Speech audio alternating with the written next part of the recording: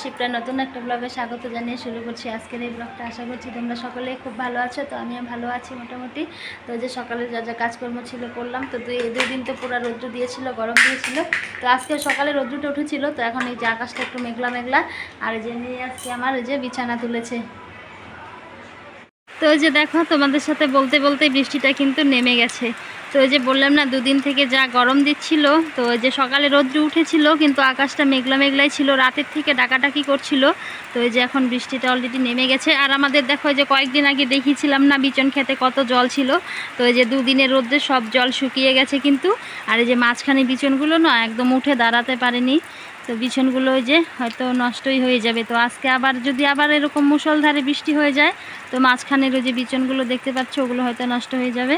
আর এই যে দেখো, ভাগে ভাগে বিচন ফেলেছে। তো এখানে এক ভাগ, তারপরে এখানটায় এক ভাগ, তারপরে ওই যে ওইখানটায় আরেক ভাগ, তারপরে ওই দিকে আরেকটা ভাগ। তো এই যেভাবে ভাগে ভাগে 3-4 রকমের ধানের বিচন ফেলেছে।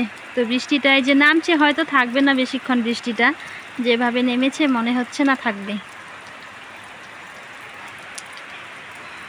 তো যে সকালেই কতগুলো খড়ি কেটেছিলাম বাসি কাজকর্ম সেরে। তো সকালে যেহেতু আমার রান্না নেই, দুপুরে রান্না, তো ভাবলাম আকাশটা আবার কয়েকদিন যদি আবার বৃষ্টি নেমে থাকে, তো সকালেই খড়িগুলো কেটেছিলাম। তো খড়িগুলো ওই যে তুলে রেখে আসলাম। আর জামা কাপড় তো মেলে দিয়েছিলাম স্নান করে, সেগুলো ওই যে তুলে রেখে আসলাম। আর হঠাৎ করে এই যে বৃষ্টিটা চলে আসলো, তোমাদের সঙ্গে বলতে বলতে বৃষ্টিটা চলে আসলো। তো ভাবলাম তোমাদের সঙ্গে শেয়ার করে দেই। তাহলে বন্ধুরা এখন রাখি, পরে আবার কথা হবে। তারপর আমি এই যে এদিকে আমার যে বাসি পেটে ওষুধ খেতে লাগে, তো সেই ওষুধটাই আমি খেতে ভুলে গিয়েছিলাম। যেহেতু এখনও সকালে কোনো কিছুই খাওয়া দাওয়া হয়নি, তো ভাতই খাবো। তো ভাবলাম ওষুধটা খেয়ে নেই। তো মেয়ে এদিকে ঘুম থেকে উঠেছে। আজকে কিন্তু মেয়ে বিছানা তুলেছিল। তো সকাল সকাল আমাকে একটু কাজ করতে হয়েছিল, বাসে কাজকর্ম সেরে খড়ি কাটতে গিয়েছিলাম। সেটা তো তোমাদের সঙ্গে শেয়ার করলাম, দেখালাম। আর যে বৃষ্টিটা এমন টাইমে এসেছে, স্কুলের টাইমে বৃষ্টি চলে এসেছে। ও যে স্কুলে যাচ্ছে রেডি হয়ে ভাস্তাটা, কিন্তু ও স্কুলে কিন্তু যায়নি। পরে ও বেরিয়েছিল স্কুলে যাওয়ার জন্য, কারণ ও এক হাতে ছাতা নিয়ে তারপরে আরেক হাতে আবার সাইকেল চালিয়ে যাবে। বৃষ্টি নেমেছে, যেতে পারবে না, এর জন্য বারণ করেছিল সবাই। তারপরে ও ঘুরে এসেছিল, আর কিন্তু স্কুলে যাওয়া হয়নি। আর বৃষ্টিটা এমন স্কুলে যাওয়ার টাইমেই কিন্তু এসেছিল। তো মেয়েও যে স্কুলে যেতে পারলো না। আর এদিকে আমি যে দুপুরে রান্নার জন্য হাঁড়িতে মাটি করে নিচ্ছিলাম। তো এই যে সারাদিন অ্যাক্টিভ থেকে কিভাবে সংসারের কাজগুলো সারলাম, সেটাই তোমাদের সঙ্গে আজকে আমি শেয়ার করলাম। তো এদিকে যে রান্নাটা বসিয়ে দিয়েছি।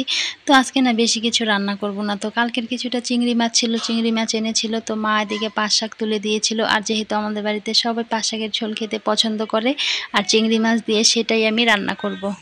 তো এদিকে যে রান্না করব, আর কচু শাক ছিল, কালকে কচু শাক এনেছিল, ওগুলো রান্না করা হয়নি। তো ওগুলো যে মা কেটে দিয়েছে। আজকেও কচু শাকটা আমাকেই ধুতে হয়েছিল, জানো, তোমাদের সাথে সেটা শেয়ার করতে পারলাম না।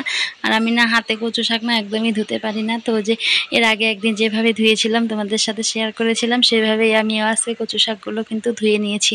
তো এদিকে যে রান্নাটা মোটামুটি আমার হয়ে গেছে, ভাত হয়ে গেছে। তো পাঁচ শাকের ঝোলটা যেদিকে জাল করতে বসিয়ে দিয়েছি। আর মা বলেছিল ঘরে ডিম ছিল, ডিম রান্না করতে। তো ভাবলাম দুপুরে যেহেতু বাচ্চাগুলো খাবে না, দিদি এসেছে, দিদিও নাকি খাবে না। তো যে ননাসের বাড়িতে ওদের দুপুরে খাওয়ার নিমন্ত্রণ আছে, তো ওখানেই ওরা খাবে। এর জন্য আজকে আর দুপুরে বেশি কিছু রান্না করলাম না। তো কচু শাক রান্না করলাম, আর চিংড়ি মাছ দিয়ে পাঁচ শাকের ঝোল রান্না করেছিলাম। আর মা ডিমের ঝোল রান্না করতে বলেছিলাম। আর আলু দিয়ে ডিমের ঝোল রান্না করলে দাদাও বেশি খেতে চায় না, এর জন্য ডিম আর রান্না করলাম না। তো ভেবেছিলাম রাতের বেলা সবাইকে একটা করে ডিম অমলেট করে দিব, সেটাই ভালো হবে। তো যে আমি ডিমের ঝোল রান্না করিনি জন্য মা কিন্তু রাতেরবেলা রাগ হয়েছিল। তো যেহেতু ভয়েস ওভারটা আমি পরে দিচ্ছিলাম, সবাইকে অমলেট করে দিয়েছিলাম। তো বলেছিল যে দুপুরে তোমাকে বলেছিলাম ডিমের ঝোল রান্না করতে। তো বললাম যে দিদি তো বাড়িতে খাইনি, এর জন্য ডিমের ঝোলটা রান্না করিনি। দিদি যেহেতু যে শাক পাতা ভালোবাসে না, তো এর জন্য বলেছিল ডিমের ঝোলটা রান্না করতে। কিন্তু রাতেরবেলা ভাত ছিল অনেকটা, বেঁচে গিয়েছিল।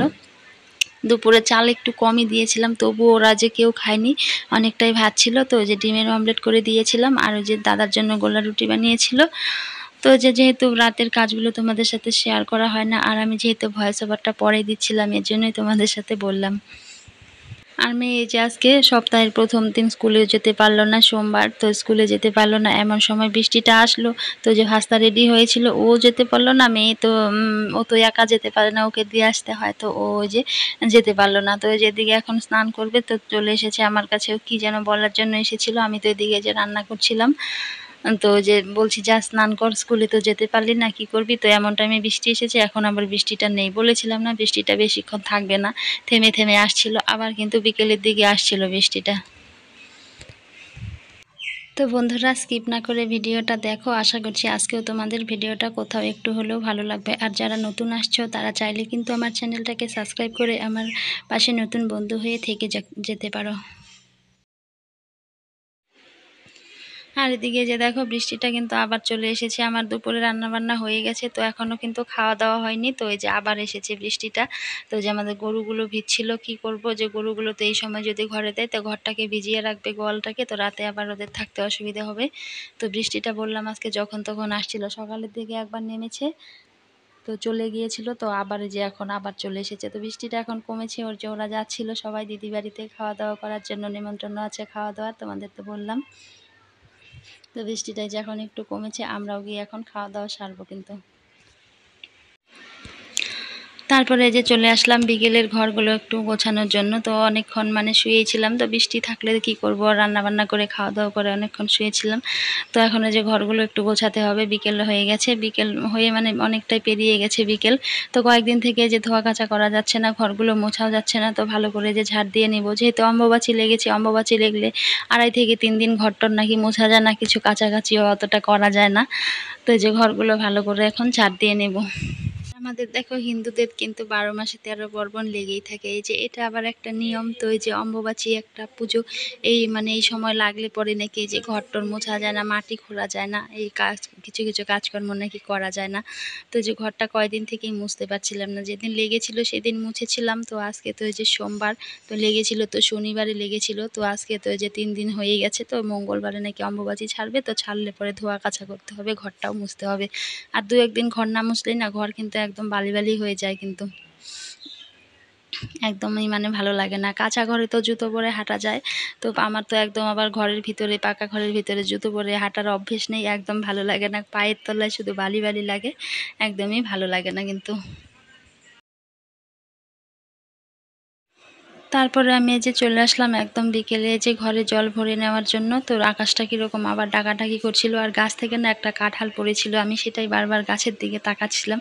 আর সুন্দর কিন্তু গন্ধ বেরিয়েছিল। এখানে একটা বড় কাঁঠাল গাছ আছে, এই গাছ থেকে কাঁঠালগুলো না সব সময় পড়তেই থাকে, যেহেতু চিকন চিকন ডালের মধ্যে কাঁঠালগুলো ছোট ছোট কাঁঠাল, এগুলো উঠে মানে গাছে উঠে পারাও যায় না।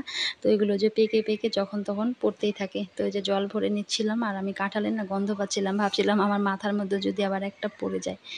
তাহলে বন্ধুরা, আজকের ভিডিওটা এই অবধি, দেখা হবে পরের কোনো ভিডিওতে। ততক্ষণে তোমরা সুস্থ থেকো, ভালো থেকো আর সাবধানে থেকো।